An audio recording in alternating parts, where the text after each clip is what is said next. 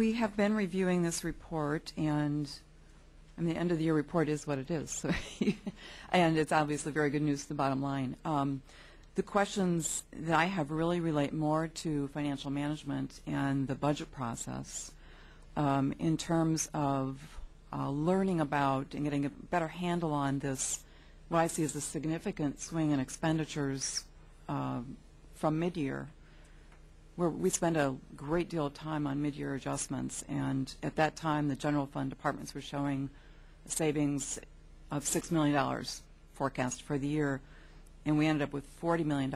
And I'm concerned about process in terms of how we can learn about the actual expenditures or where they might be projected at and how that can be incorporated earlier into the budget process as we're moving through the year, rather than waiting till the end of the year and having this significant swing in expenditures.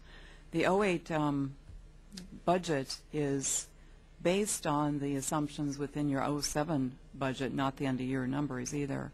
So I don't know what implications there are for '08, although you've mentioned, Mr. Levin, that you think this is a one-time thing, and that could be as a result of position freezes, since most of the savings is in salaries.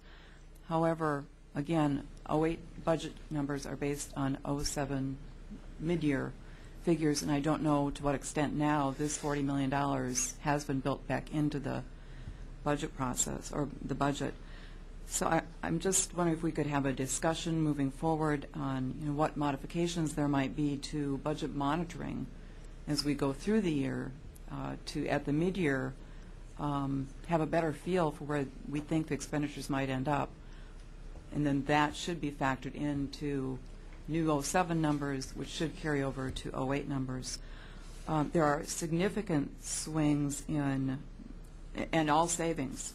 It's all good news, but there are significant swings in all funds. Sewer fund 17%, water fund 10%, the general fund 4%, and numerous departments that we very carefully reviewed in the budget process, also where we thought that there were going to be significant shortfalls, actually have significant savings.